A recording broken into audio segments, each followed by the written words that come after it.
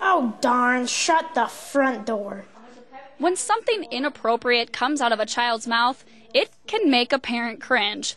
Jackie Schmidtman says in her family's home, the standard is perhaps higher than other families when it comes to swearing, but she says it all boils down to respect. When I would go home, my family would say, "Oh, you're so hard on them."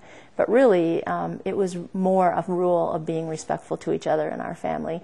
And if you let them say it at home, they'll say it somewhere where it is even more inappropriate. Schmidtman says keeping kids from saying naughty words has become more of a challenge. On daytime TV, movies, music, I think really with the introduction of a lot of bad words in music, it's changed what kids think is appropriate. And so as your kids get older, you kind of have to gauge that and work with that. Jackie's son Dan admits that growing up in a world that has become more accepting of what was once considered inappropriate language makes it more difficult to avoid the potty mouth. Well, I feel like it's around you so much more than it used to be. And in the music, on TV, in movies, just all that stuff, I mean, it's around you all the time. And so whether or not you do it is really up to you. It's a much different world from when this group of women grew up. But as they discuss the past, they agree certain words haven't changed. I'm not very well versed in swear words.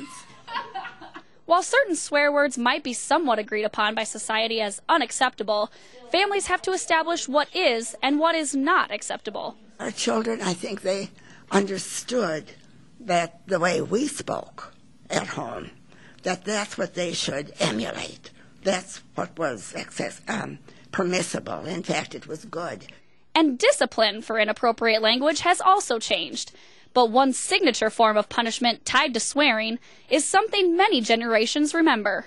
If they said any bad words, my oldest son would say, "Don't let my mother hear you. She washes your mouth out with soap."